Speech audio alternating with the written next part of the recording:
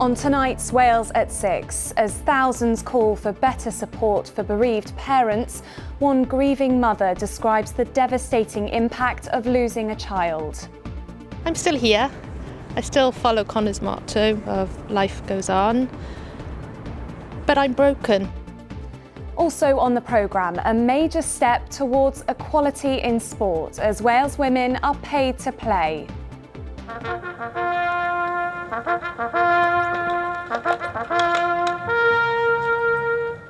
And remembering the lives lost in conflict, we visit the field covered with thousands of poppies.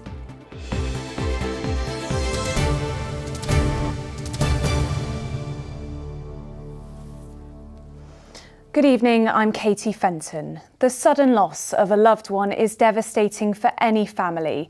And today, those who have been through that heartbreak join together. They're calling for the care and bereavement support families need to be funded by the Welsh Government. A petition of more than 5,000 signatures was handed into the Senedd earlier. Our correspondent, Dean Thomas Welch, has been hearing from families about why this campaign is so important to them. I'm still here. I still follow Connor's motto of life goes on, but I'm broken. Nadine's son Connor was murdered at the age of 18. That night, 7 years ago, has had a significant and lasting impact on Nadine and her family.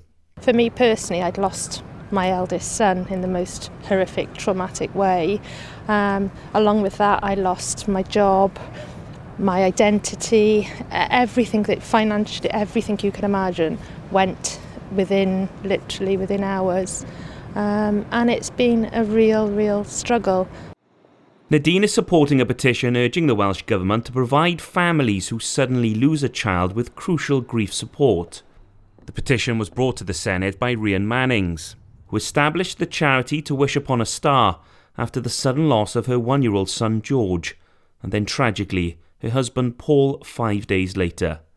The charity provides bereavement support for those who have lost young children suddenly, and Rhian wants the Welsh Government to do more to ensure services are available to everyone. Our little boy was laughing and crawling around 1 minute, and the next minute he'd gone, and I just couldn't believe there was just nothing available to us. We were given a leaflet with phone numbers, which I'm still waiting for those numbers to call me back nearly 10 years on. Families are still being missed. Some people don't know about our organisation, maybe staff leave and there's a turnover of staff. So we hope that by putting it into the bereavement strategy that's been put together recently, that maybe then it will become something that's mandatory. The Welsh Government say they want to ensure they provide families with the care and support they need, and have recently launched a new bereavement framework, which sets out the support people should expect to receive if they are facing or have experienced a bereavement. The petition has gathered support from Labour MS Jack Sargent. His passionate speech in the Senedd chamber today follows his struggles with grief after the passing of his father, and former Labour member of the Senedd, Carl Sargent. Particularly important petition to me. It's 4 years this week since I tragically and suddenly lost my own dad, but I can't comprehend what that feels like to lose your own child. So really important day in the Senedd. It's important to me, but very important for the people across Wales. The pain and grief felt due to the sudden loss of a young loved one is extreme. Today, Wales extended a caring hand to those who need support at the most difficult of times. Dean Thomas Welch, ITV News. There are concerns about the uptake of the seasonal flu vaccine among children, with a poll today showing that only 6 in 10 parents are likely to have their child vaccinated this year. That figure falls far short of the Welsh Government's target. Our correspondent Owain Phillips is here. Owain, what's going on? Well, we hear a lot about older people getting vaccinated, and we're familiar with a campaign to get older people vaccinated every year. But the Welsh Government also want children and younger people to be vaccinated too, and they have a target of 75% for these different groups. But the data at the moment shows that in some cases only 20% are being vaccinated, and polling suggests that only around 60% of parents are aware that this vaccination is available. Now, it's worth saying this mainly happens in schools and it's offered to children there, but because of COVID, self-isolation and so on, there have been some absenteeism in schools, and also from the strategy aims to get young children vaccinated, those who don't actually attend school yet. So there is an option here to go to their local GP, and Public Health Wales today urging parents to make an appointment now with their local GP. Parents might not be familiar with their child being offered this, but we would say to all parents, it's really important that they get it. It's an easy vaccine to get, a squirt up the nose with the nasal vaccine, and it's really important to protect both the child and the wider community that we get as many people vaccinated as possible. Owain, why is the Welsh Government so keen on making this happen? Well, interestingly, Public Health Wales there today saying that children under the age of 5 are the most hospitalised groups when it comes to flu. So part of this is actually protecting children and young people. The other side of this is that children often mix with more vulnerable groups. You think of grandparents and so on. And the idea is if you vaccinate them, then hopefully that helps to limit the transmission to those more vulnerable groups. COVID last year meant that flu, we didn't see a lot of flu here in Wales, and the fear from Public Health Wales is that could be very different this year, and that's why Public Health Wales today urging now as many as possible to be vaccinated. Owain Phillips, thank you. The jobs of 150 highly skilled aerospace workers, including apprentices, have been secured today. It follows the announcement of £110 million of UK government investment. The funding will increase and upgrade the RAF's shadow surveillance aircrafts based at the Raytheon plant in Broughton, Flintshire. Elsewhere, community projects from Pembrokeshire to Gwynedd are set to benefit from £46 million of so-called levelling up funding from the UK government. Carmarthenshire will receive the largest slice of today's funding, with support being targeted at 10 projects. They include support for women in business and those from disadvantaged backgrounds who are looking for work. It's a significant day for women's sport in Wales, with the Welsh Rugby Union announcing professional contracts for female players for the very first time. It's been welcomed as an important step towards equality in the game, but it's been a long time coming, and some are questioning whether it goes far enough. Our sports reporter Beth Fisher is at Cardiff Arms Park. Beth, what's the reaction there? Well, Katie, the reaction from ex-players and fans of the game has been pure excitement, but also relief, because this has been a long time coming. The WRU have handed out 10 professional contracts and 15 retainer contracts. But I'm very pleased to say we've got two people who can talk us through it all. Nigel Walker and Siwan Lillicrap join us. Thank you so much for joining us on this historic moment. Nigel, to you first. A great step for the women's game, but it is 2021 and we're only now talking about professional contracts for the game. That's right. When I was appointed in the summer, I said that I was going to create a performance environment which was world class and a women's programme which was the best in the world. This is an important step in achieving that. And alongside some of the other things we've announced over the last few weeks with the appointment of science and medicine staff, we're well on our way. We're not there yet. This is an important start though. You said to me when you first started that you know that the WRU had let the women's side down. You've now been a couple of months in post. Do you feel like you're going in the right direction at least? Yeah, thank you for reminding me of that, first of all. Yes, we're on record. Steve Phillips, the CEO, is on record. The board recognise that we've not done the best by this programme, but we're changing that. Steve and I addressed the squad in the summer. We told them that there would be changes and we've been true to our word. Let's talk about these contracts as well. 10 are professional, 15 retainer. Can you explain a bit more about that? So the 10 professional contracts would allow the players who receive those contracts the opportunity to go full-time if that's what they want to do. The 15 retainer contracts will help them help those players make the decision about whether they want to be part-time, full-time, how much time they want to dedicate to the game. But it will enable them to be the best version of themselves as rugby players and allow them to plan for life after rugby too. Naturally, we always compare to the men's game. You haven't put a figure on what we're talking about in these contracts, but you have said that it is lower than what France and New Zealand are on, at £25,000. Do you feel this is a fair kind of figure, or do you feel that it's a starting point? Absolutely. I did my homework. I talked to World Rugby. I talked to many of the people running programmes around the world, and the three nations which are above us in playing standards and have larger contracts, but we are with our peers or above our peers, and I do feel it's a fair amount. Well, Siobhan, to you, firstly, how are you feeling about today's announcement? Oh, we're super excited as a squad, and as we said, we've been in discussions with Nigel and some Steve for some time, and to be fair, they've listened to absolutely everything we've said, and we've been hugely involved in the proposal that has been put forward, and we're happy with that, and we're just super excited now, and that's reflected our training, to be honest, over the last 3 weeks, that we feel settled, new coaches in place, and we're really building now. You're 34, and I hate to mention your age on air, but did you ever feel there would be a time you would never see this happen? Yeah, thanks for that, Beth. But, yeah, there was maybe a time over the last 2 seasons that maybe I wouldn't have thought I'd seen it happen, but we're in a different spot now completely, and I absolutely believe everything Nigel and Steve have said to us, and it's an exciting place where we're going, and we've got to trust that, and I absolutely do trust that, and I know the girls in that room behind us trust that as well. So watch this space, and we're super excited over where we go. Well, exactly that. Well, listen, good luck for the autumn internationals coming up, and then congratulations on this first step for women's rugby. Well, Katie, it's a historic day for women's rugby in Wales. It is also a step forward for women's sport in Wales. Beth Fisher, thanks very much. Still to come on the programme. It's been another cold day, but what can we expect weather-wise for the rest of the week? A chilly feel today for all of us, with some heavy showers across western parts of the country.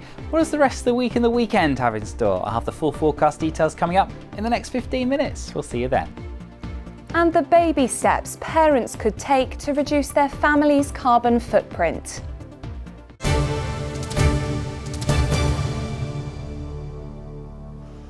Let's turn our attention to the COP climate talks in Glasgow now, and on Farmers' Day, high on the agenda was how we produce our food. It comes as a study found Welsh farming systems are among the most sustainable in the world. But as the summit has heard, there is always more that can be done. So what does the new generation of green farmer look like? Our rural affairs correspondent Hannah Thomas has been finding out. They don't call it the green grass of home for nothing. Throw in a little wild Welsh water and Clear Jones has got the perfect ingredients to produce hydroelectricity. Clear talk about using the natural world of North Wales here. One side of the stream is Conwy. We are here in Denbighshire, and running through the middle, that wonderful water is now creating the foundation for your farm. Yeah, we're really fortunate here at Derwydd, having a stream running right through the middle of the farm. Clear's farm vehicles are powered by the electricity the hydro turbine generates. Can every farmer do this in Wales though? Is it realistic for everyone? Maybe not hydro, but we can still have wind turbines, we can still put huge solar panels on the roof, so that there's other technologies available. His electricity even powers his chicken sheds, and an underground heat pump keeps the birds warm.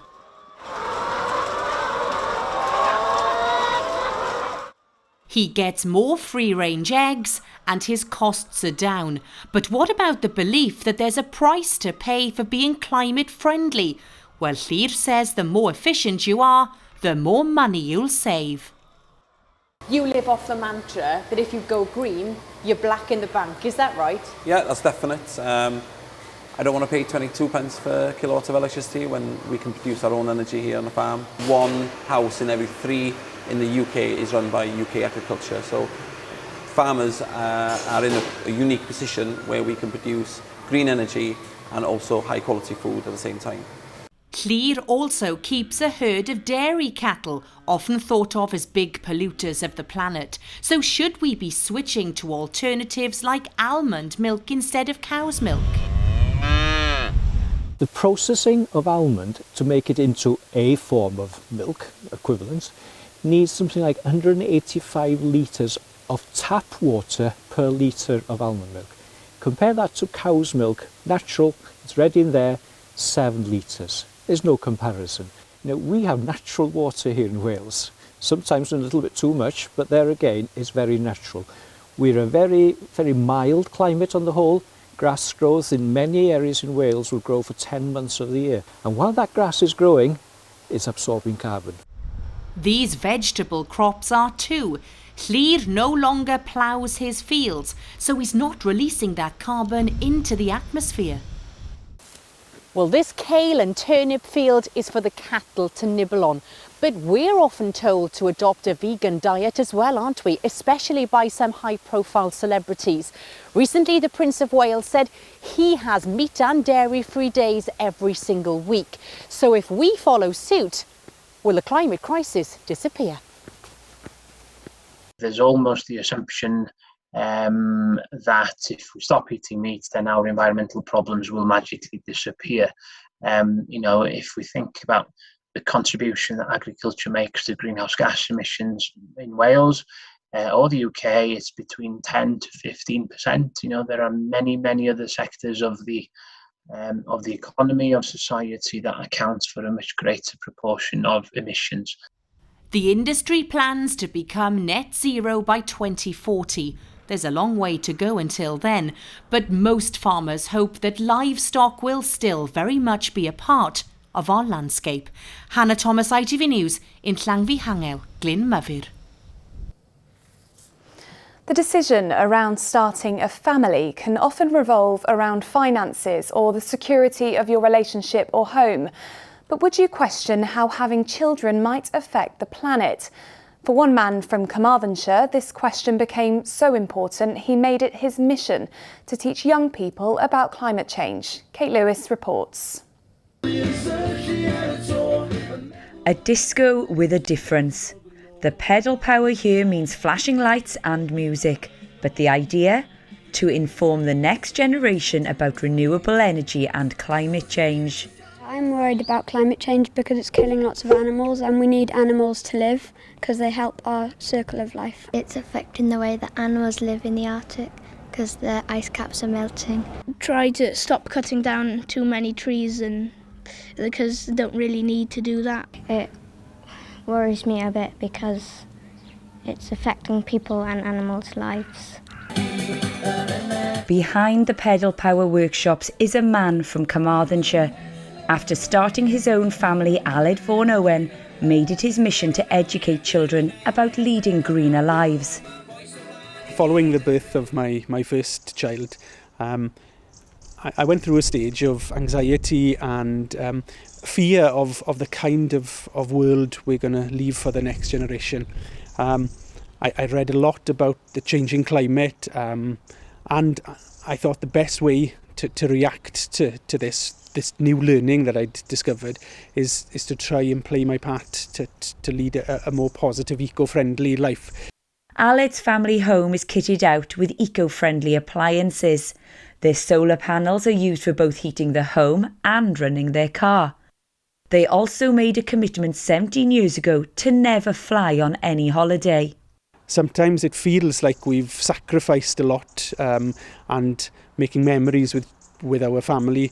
However, I do think it's important. Although we're told to live our best lives, our best life has to mean that we consider what's ahead of us and the lives of the next generation.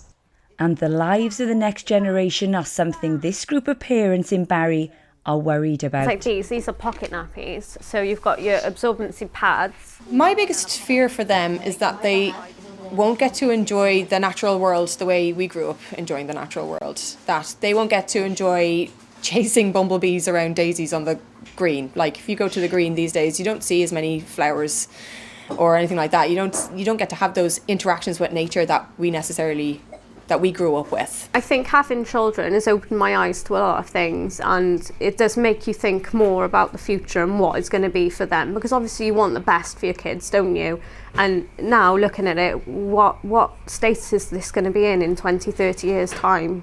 it is scary. We need to make sure we leave a better world for people like him and kind of other future generations, really.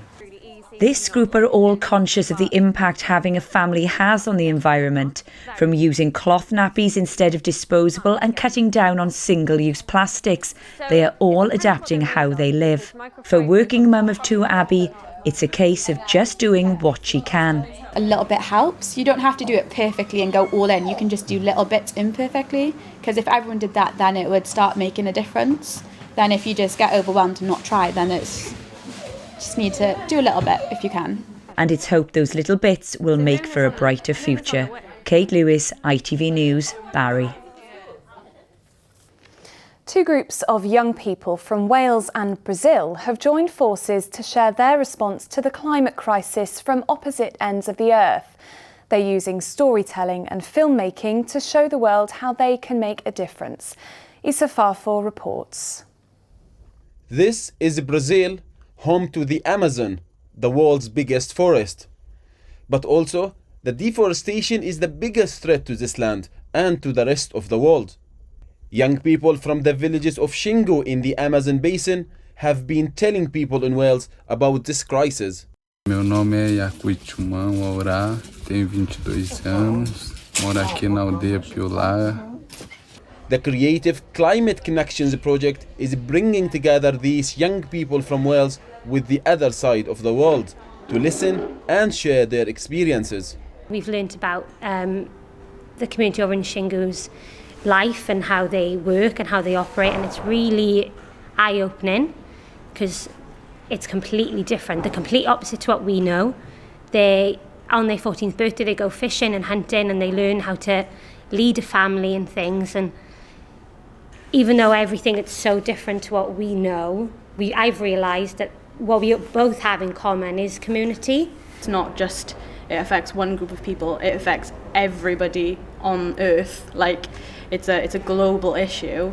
But yeah, I just think there's been a lot of talk about what we can do, and there's been a lot of things that people are saying, but there's not enough doing. In terms of doing, perhaps the decision made yesterday as part of COP26 to end deforestation by 2030 will give these young people a hope for a better future. So we talk about young people as leaders of the future, but they're the actual leaders of now.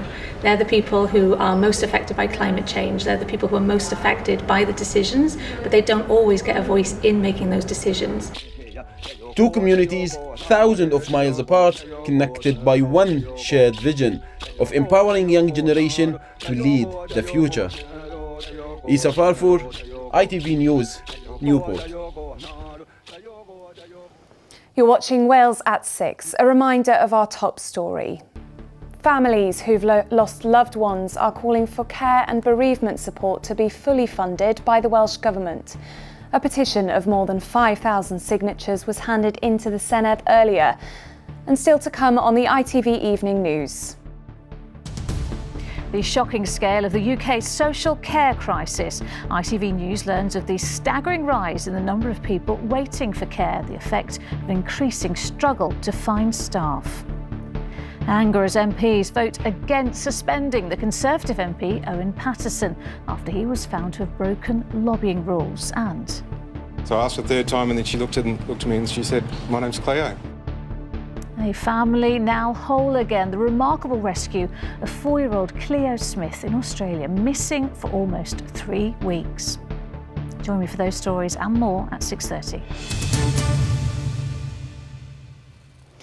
Now, it's that time of the year when many of us take time to reflect on the sacrifice of men and women who lost their lives in war and conflict. In the grounds of Cardiff Castle, 7,500 poppy crosses have been planted in a field of remembrance which opened today. Our correspondent Richard Morgan was at the commemoration.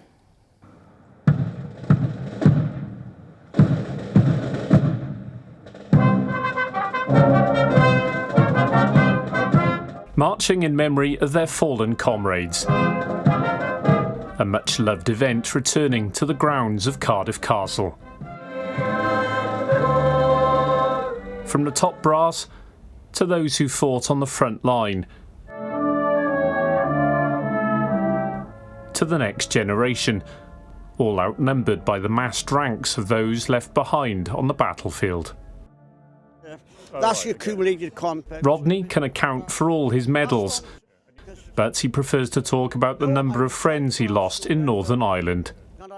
And in that short period, 4 months, I lost 6 friends. They've got to remember previous conflicts. We don't want to get into any sort of conflict like we had in the last 2 wars. Don't want to. At the 11th hour, the last post. Then a silence filled perhaps by thoughts of not just those who lost their lives in conflict. A chance to reflect not only on the last sort of 100 years, but the last 18 months as well. And I think a lot of people here, especially during the 2-minute silence, will have been thinking quite deeply about what we've all been through. This year marks the centenary of the Royal British Legion. The charity's Poppy Appeal raises £40 million for veterans' causes each year. That money goes directly towards supporting our welfare teams working with the armed forces community, but also our campaigning work as well, and keeping Remembrance alive for the general population.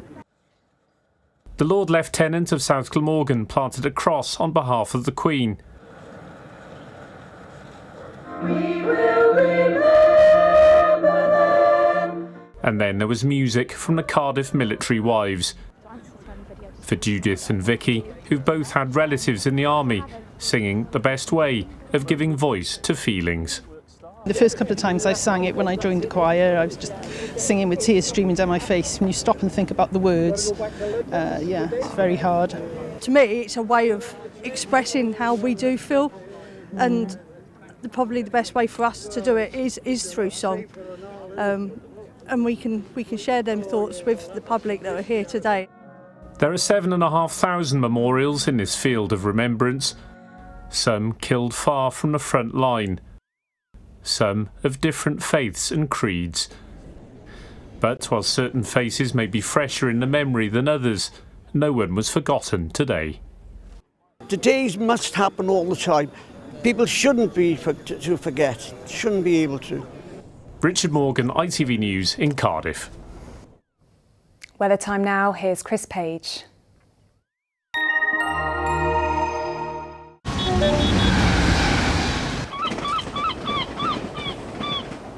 Great Western Railway sponsors the ITV Cymru Wales weather.